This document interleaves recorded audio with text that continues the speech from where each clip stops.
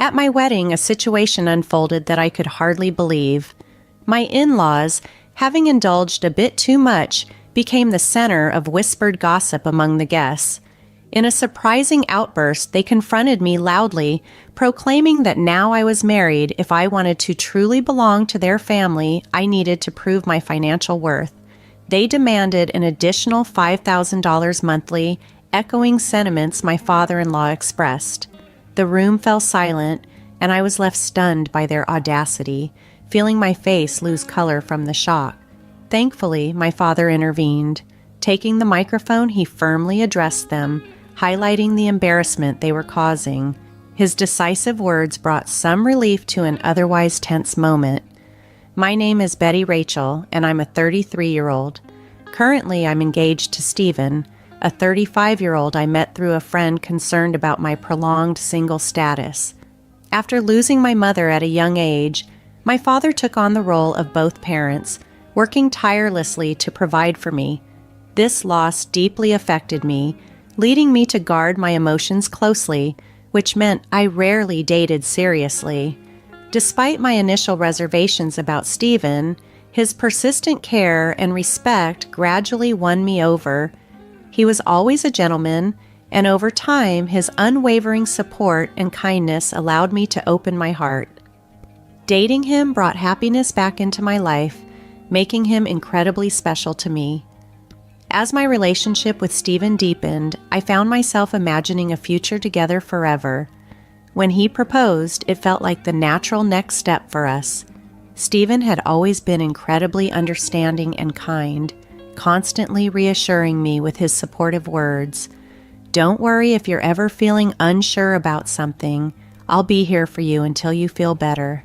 I love you, Betty. You can count on me." His promises to make me happy warmed my heart profoundly, and I knew I wanted to offer him the same depth of care and commitment. When I shared the news of our engagement with my father, his reaction was one of overwhelming joy. He even shed tears. "Wow, Betty, you're finally getting married. I'm so happy for you," he exclaimed. I playfully called him dramatic, which led to a touching conversation where he revealed his quiet fears of me never settling down. It was a moment that showed me just how deeply he cared. Thanking my dad felt especially meaningful, knowing he had raised me on his own. I anticipated that the wedding would be an emotional day for both of us, probably with more tears from him, given how emotional he was now. With our engagement in place, Stephen and I began the hectic journey of wedding planning. Balancing our demanding jobs with wedding preparations meant our weekends were packed, and our schedules were bursting at the seams. There was hardly any time to rest, but we managed, keeping our spirits high. A special moment was on the horizon, meeting Stephen's parents for the first time. Although Stephen had previously met my father shortly after he proposed, scheduling conflicts had delayed my introduction to his parents. Finally, a visit was arranged. As we approached his parents' house, I felt a surge of nervousness, but Stephen was quick to comfort me. "Don't worry, my parents are very kind," he assured me, helping ease my anxiety as we stepped into what would be a significant new chapter in our lives together. When I rang the doorbell at Stephen's family home, it was his mother who greeted us. "Mom, I'm home," Stephen announced cheerfully. She responded with a warm smile. "Welcome home, Stephen. It's so good of you to come." As she engaged in a light conversation with her son, I introduced myself politely. "Nice to meet you. My name is Betty, and I'm Stephen's fiancée." Her demeanor changed subtly as she turned to me, her voice dropping a notch from the cheerful tone she used with Stephen, and her smile fading. "So, you're Betty," she noted, giving me a thorough once-over that felt more like a judgment than a greeting. She then led us into the living room, where her cool attitude persisted. "Betty, I'm curious about what you bring to the table. Stephen is our treasure and our only child. If you're going to marry him, you need to be a suitable wife. Are you worthy of him?" she asked, her tone sharp, making the question feel like an interrogation. I was taken aback by the unexpected harshness from my future mother-in-law and struggled to find words. You're going to join our family, you know. Are you ready for that? She continued. Her words implied a weight of expectation that seemed disproportionate. After all, I wasn't marrying into a royal or famously distinguished family. Why such a heavy commitment was expected just because I was marrying her son puzzled me. As I pondered how to respond to her pressing questions, she grew impatient with my silence and snapped, "When I ask you a question, answer me right away. You're so rude." Her voice rose with intensity, pushing for an immediate response. Despite feeling overwhelmed, I managed to respond, "I hope that Stephen and I will support each other throughout our marriage." This did not satisfy her. She retorted, "What a naive thing to say. You aren't just going to support each other. You're supposed to support Stephen. It's your job as a wife to support your husband. You don't even understand the basics," she criticized harshly. At this point, Stephen's father, who had been quietly observing the exchange, stepped in. "Honey, calm down," he interjected gently. Turning to me, he apologized. "Sorry about that, Betty. You must have been startled by my wife's words," he said, attempting to diffuse the tension with a calm demeanor. As I tried to remain composed, I reminded myself that Stephen's mother was fiercely protective of her only son. Perhaps her sharp words were just nerves speaking out of turn. Just then, Stephen's brother entered the room, his demeanor quiet, calm, and gentle. His presence momentarily soothed the tense atmosphere. However, this brief respite vanished when he, with a disarming smile, voiced his support for his mother's harsh words. "What my wife says is justified. What concerns me the most is that you come from a single-parent family," he remarked. Confused, I asked, "What do you mean by that?" "Being raised by just one parent doesn't have a good public image. We can't be too happy to have such a person become the wife of our only son, can we?" he explained. "Hold on a minute," I interjected, unable to let his comment pass unchallenged. "What is wrong with being raised by a single parent? My father worked very hard to raise me by himself. I am very thankful for my upbringing and proud of my father. Being raised by a single parent doesn't make me any less valuable." Yet they continued to argue. "Since you were missing one parent, you couldn't have learned how to be a good wife, do housework and such," they claimed. I responded firmly, "I did a lot of housework to help my father. I can also cook pretty well, so please don't say that." Despite my rebuttal, Stephen's mother ignored my words and finally stated, "I will allow you to marry Stephen, but in exchange you must promise to devote everything to us because we are Stephen's parents. Can you promise me that?" I was taken aback by her demands. "What? Since you came here to ask for our permission to marry our son, you do know what your duties are, don't you?" Before I could articulate more, he continued the conversation, making it clear that my in-laws were dominating the discussion, leaving little room for me to express my views. That night, as I reflected on the marriage, I realized how much this conversation had affected me. The evening had been overwhelming, and it prompted deep thoughts about the dynamics I was about to enter into with Stephen's family. Feeling the weight of our recent visit with Stephen's parents, I decided it was important to discuss my feelings with him. "Stephen, do your parents always talk to people like that?" I asked, hoping for some insight or support. Stephen seemed unaffected by the question. "What about it?" he replied, clearly not seeing the issue. I continued, trying to clarify my concerns. "Well, I mean the way your parents spoke to me and what they said," I explained. "Oh, really? Well, they were just talking about whether you were ready for this marriage," he responded nonchalantly. I understood that Stephen's parents were concerned about their son's future, but their approach felt excessive. "I get that your parents are worried, but what they said felt like too much," I pointed out. "Really? Why is that?" "My parents didn't say anything wrong. Besides, they've permitted us to get married, so don't worry about it," he reassured me. His response troubled me. It seemed he was more aligned with his parents' views than with understanding my feelings. Perhaps sensing my unease, Stephen hugged me. "Betty, you don't have to worry so much. My parents are just a bit upset because their only son is getting married," he explained. though his words felt like he didn't fully grasp my concerns. "It's all gonna be fine. Don't overthink it. I'm sure they just want what's best for us. They want us to be as good of a couple as they are. That's why they were a bit harsh," he added. "Oh?" I replied, somewhat skeptically. Stephen seemed to think his parents' high expectations were normal, but I couldn't shake the feeling that it wasn't right for them to diminish me simply because I was raised by a single parent. I didn't believe that people who expressed such views were truly supportive partners. We are the ones getting married, and we should be the focus, not their approval or disapproval, I thought to myself.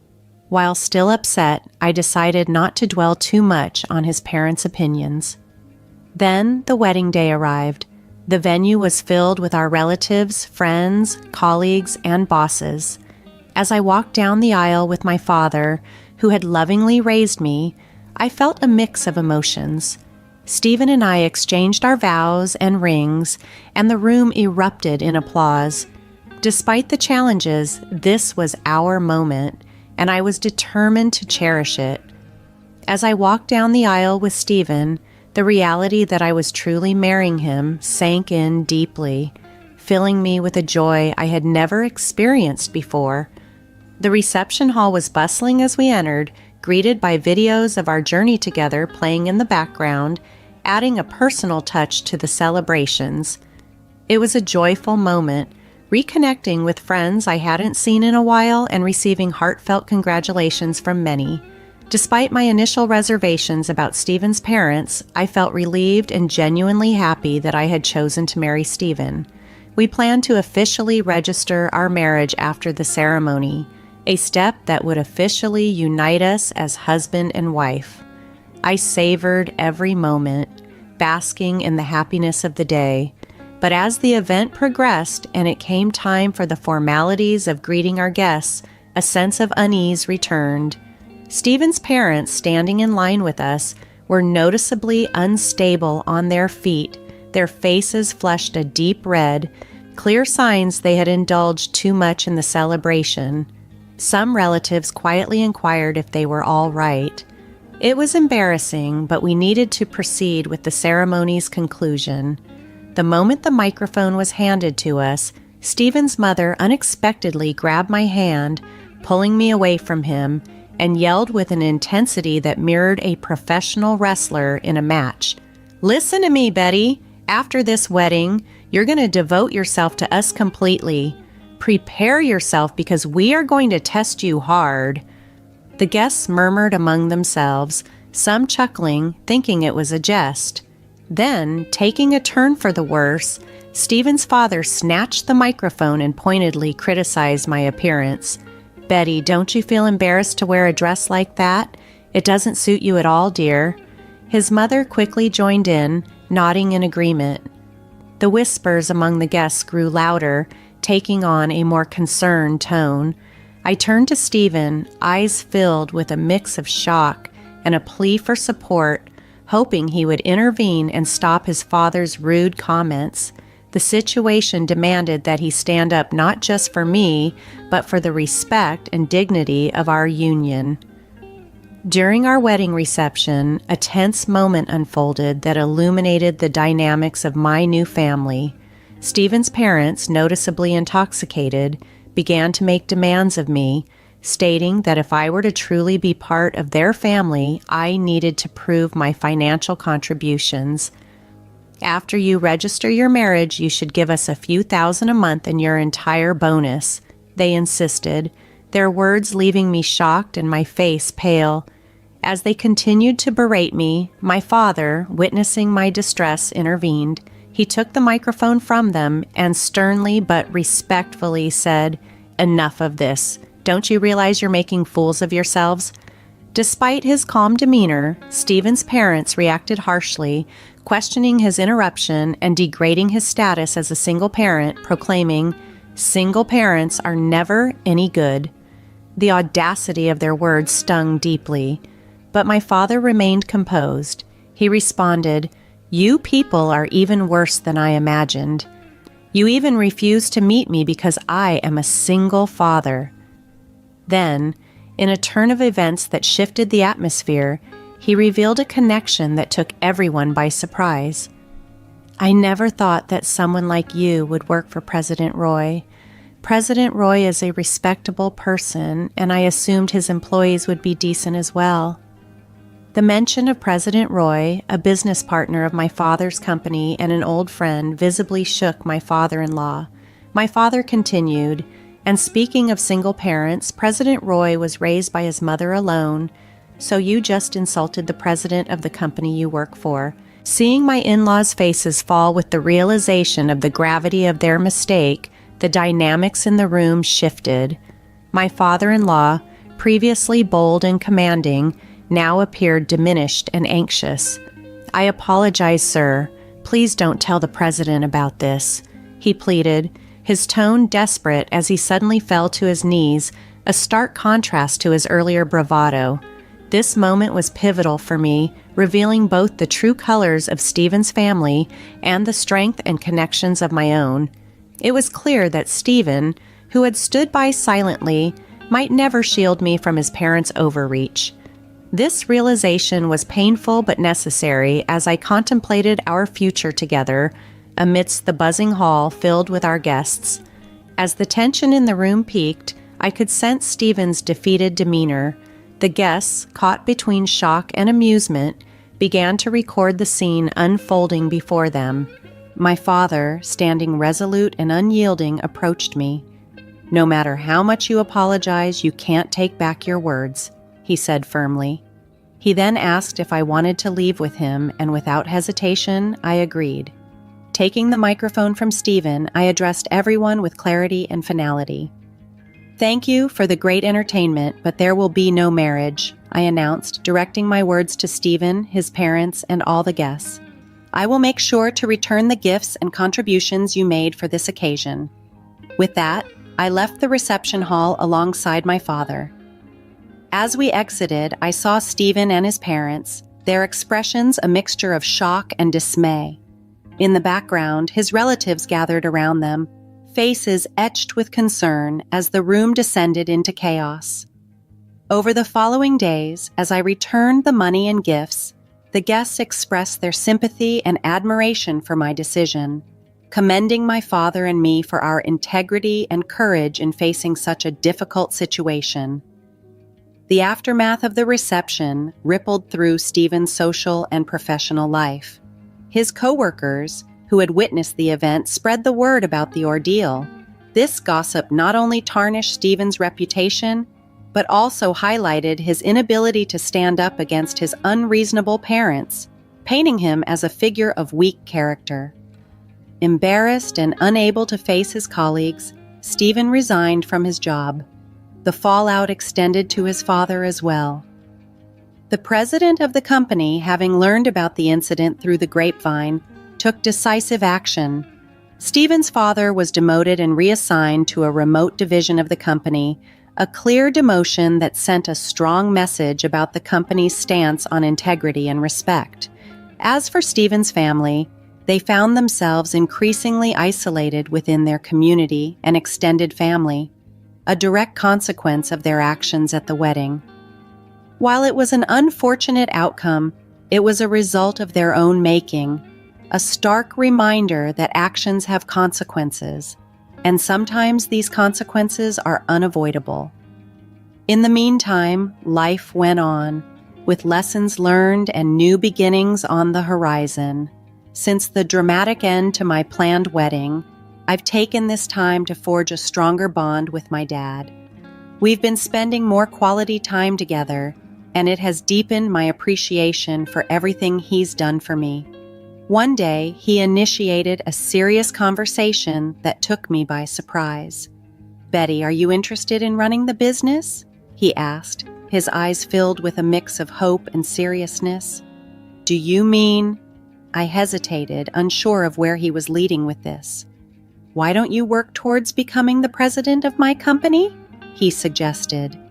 The idea was a significant leap, yet he seemed confident that I was ready to embrace it. "I'll do my best," I promised him, a swirl of excitement and nervousness taking over. I decided then to concentrate on advancing my career and set aside romantic entanglements for the time being. I was determined to prove to myself and to my dad that I could excel and perhaps one day be a great leader like him. Currently, I am deeply engaged in learning every aspect of my dad's company. The work is challenging but immensely rewarding, and I'm committed to seizing this opportunity. Reflecting on the wedding debacle, it's evident that Stephen's in-laws were quite unreasonable, turning what should have been a joyous celebration into a complete spectacle. Thankfully, since the marriage was never officially registered, I avoided a legally binding mistake. Now, free from any marital commitments and the potential complications of in-law relationships, I can focus solely on my career ambitions. It's liberating to realize that from such chaos has emerged a clear direction for my future. I look forward to the possibilities that leading the company might bring. I wish myself all the best and hope that anyone who hears this story finds something valuable in it. Thank you for staying till the end, and if you enjoyed this journey, please consider subscribing. I look forward to sharing more updates and insights in my next video.